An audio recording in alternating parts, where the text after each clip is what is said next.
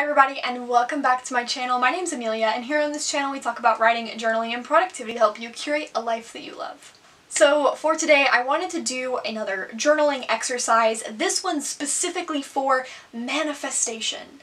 Now, before we get into everything, I kind of want to make this quick disclaimer here. I don't really do manifestation journaling often, if at all. I think I've done it maybe 2 or 3 times and I don't really know if it's worked.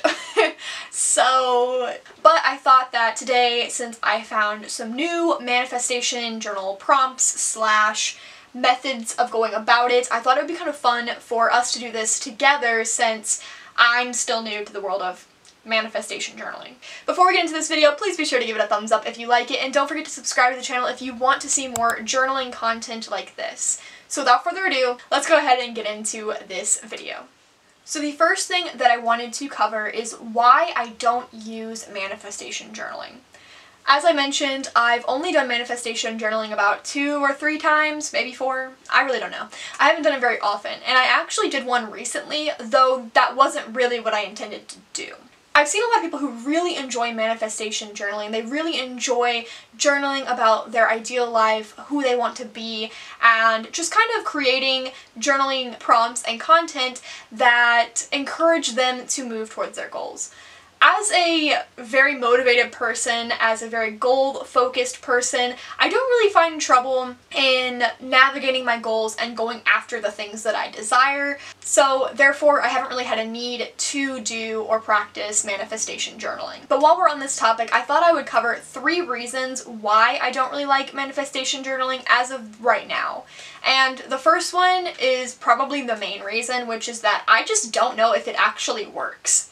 I've done manifestation journaling a couple times, but I can't say that it actually has worked. And that could just be because of the breadth of my goals. A lot of my goals require at least a year before they can actually come to fruition, and because I haven't seen profound change yet, I therefore just find that manifestation journaling hasn't really helped because there's been no change.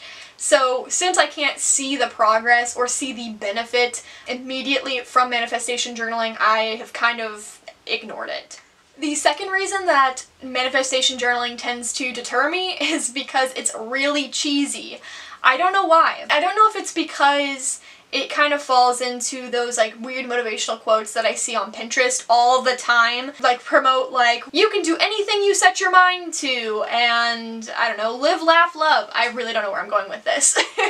But the idea is that I see all these motivational quotes, and because I see them so often, maybe that is why it feels kind of cheesy to me to write motivational quotes for myself.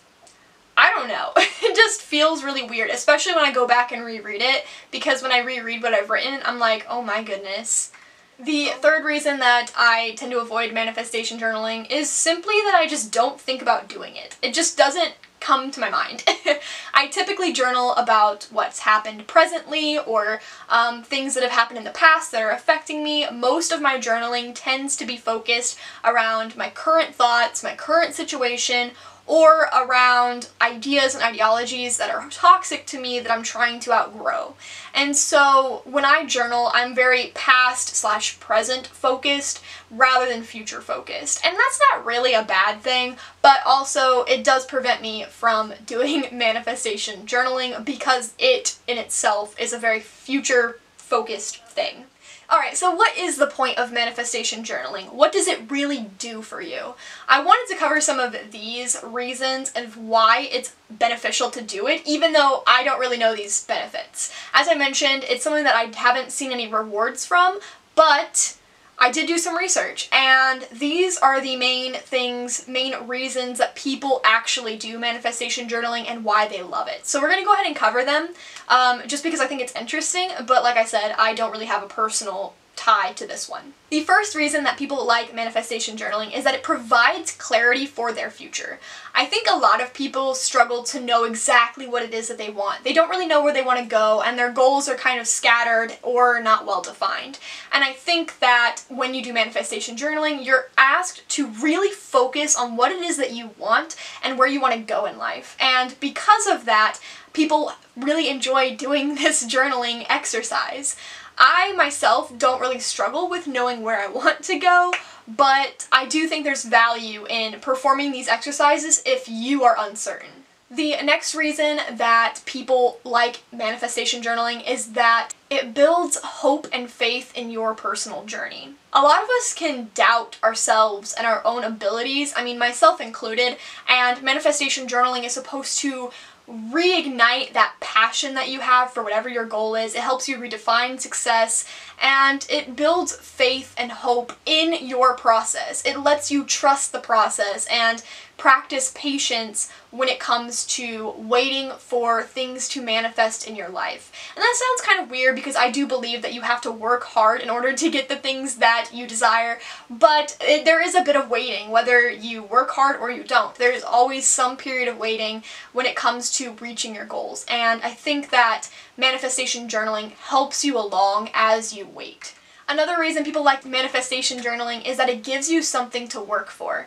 Again, some people are kind of directionless in life, and that's okay. I think it's kind of strange that we force people at such a young age to pick one thing that they want to define themselves in, whether that be a hobby, a career, or a personality trait. Like, we really force young people from school systems to parents to jobs. We push people to pick one thing to define themselves as. I think a lot of people feel conflicted because they don't want to tie themselves down to one thing, or they just don't know what they want or where they want to go yet. And especially when you're young, it's okay to be a little directionless, but I think that because there's so much unease and worry that comes along with that, manifestation journaling helps you to kind of get more clear and to figure out what you want to work on and where you want to go. And perhaps my favorite benefit when it comes to manifestation journaling, at least from my research, is that it helps you to define methods and ways to achieve your goals. I've talked so many times about how to define your goals and how to make a detailed plan of action to work towards them. If you didn't already know, I have a blog where I cover personal growth topics, journaling topics, and topics on goal setting, and these are things I'm really passionate about. And I'm passionate about them because I personally think I'm decently okay at following through with my plans to reach my goals, and I know that a lot of people struggle with it. So I try to give you my tips and tricks on how I go about it to help you go about it. But because this is a part of manifestation journaling, I can't help but feel as if this really is a benefit of it, and that it's something that I personally want to explore and kind of connect with when it comes to manifestation journaling. Okay, so the next thing that I wanted to cover was the types of manifestation journaling. And for this particular section within this video, I'm going to go ahead and give a brief overview of the 3 different ways I have found that people go about manifestation journaling, and then I will go into a more in-depth method for each one, and we will do a journaling exercise together. So the first type of manifestation journaling that you can go about doing is following guided prompts, and this is the one that I was most accustomed to, I guess you could say, because I really do like using guided prompts, and I like coming up with prompts and writing them down in my journal and then following through with them. If you've seen any of my Journal With Me sessions, that's what we do. It's fun, and I really find that it's a good way to kind of categorize your journaling and answer brief questions without having to like write pages and pages and pages of content, which I don't think you should do right off the bat anyway. But prompts are a really popular thing for manifestation journaling, and I will have more prompts later in this video, so if you follow the timestamps, I will have that section plotted out for you. But for now, just know that prompts are a really popular thing. The next type of manifestation journaling is called scripting, and scripting is where you ask yourself what your ideal life would be like, or where you'll be, and what you want to do, what you want to achieve, and then you write it down as if you're already there. Scripting is kind of like a dreamlike sort of journal entry, if you will, and I've mentioned it before on this channel, I think with my Journaling for Mental Health video specifically, because scripting is something that for me is hard to define but easy to do. But scripting can also be used for manifestation, where you basically sit down with yourself and imagine your ideal life and then pretend that you're already there and write a whole story script that goes along with that. And the third part of manifestation journaling is narrowing down your goals. And there's a specific exercise that we'll be going over in a few seconds that covers this specifically, but essentially it's just finding one goal that you really want to achieve and then making a plan of action for it. So now that you know the different types, we're going to go ahead and go further in depth with each of them. So we'll be talking about prompts, the narrowing down your goals, and the scripting. We'll do it all. So that's what this bulk of this video is really going to be about. Of course, if you're only interested in one or the other, there will be timestamps down in the description box below. That way you can follow along and you don't have to just wait it out. So the first thing that we're going to be starting out with is the narrowing down your goals. So for this exercise, the first thing that you need to do is to write down 10 goals that you have for yourself. Once you've written down your 10 goals, the next thing that you want to do is look them over and pick the one that you are most passionate about or the one that will have the most profound change in your life. For me, the goal that I picked that would have the most profound effect on me was to publish a book traditionally. I have been wanting to traditionally publish a book for so long, and I haven't yet done it. I've self-published, and I do think self-publishing is super fun and it's great for new writers, but I would one day like to publish with a publishing house.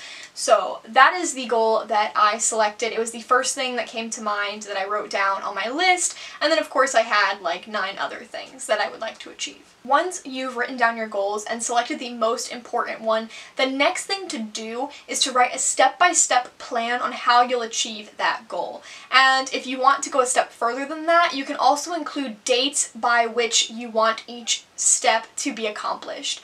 And this is something that I've already done before with publishing specifically, but I went ahead and did it again for this video because I thought that going deeper and repeating it again might make it feel more real. And that's really the point that I want to come to when it comes to manifestation journaling. So once you finish your step-by-step plan, then the next logical step, of course, is to follow through with it and try to stick by your plan as best as you can. Of course, you can revise it later on as things change, but for now, just think of it as a plan of action. The next way that you can use journaling for manifestation is to use guided prompts. And like I said, I'm a huge fan of guided prompts. I actually have 100 free journal prompts if you are interested. So if you want 100 free journal prompts, you can sign up to my newsletter below and I will send that to you. It is amazing, and with 100 prompts, you could do 1 a day and you'd have it for like 100 days. You can do 2 a day. It honestly is up to you. And if you're interested in any other journal prompts, including prompts specifically for manifestation journaling, I have a link to a page on my blog where I include all of my journaling prompts in cute little infographics that you can see. That way you can get more out of this than what we talk about in this video. So today I'm going to be doing 3 journal prompts for myself, but there will be others. I will also put a few journal prompts in the description box below. That way you guys can see them and you guys can pick which ones you want to write about. Like I said, I'm going to pick 3 of them and write about that right now with you so we can do this together. So I'm going to go ahead and give myself 3 minutes to answer the 3 prompts because there's no need in making it last forever. Alright, so I'm going to set my timer for 3 minutes and I will journal. If I'd finish beforehand, well, and if I don't, then I don't. So that way we can have some fun, and yeah. I'll put the prompts up on the screen as well, that way you guys can pick one and then write about it. And of course, all of them will be written in the description box below and linked to that manifestation journaling infographic, which has, I think, 10 prompts. So, here we go.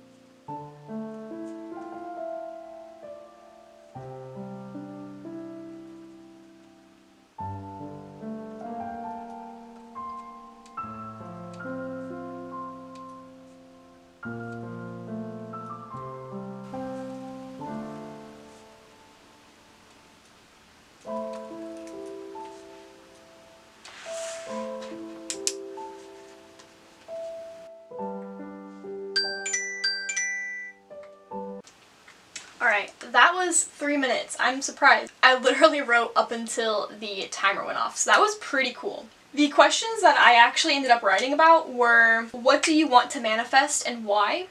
What does success mean to you?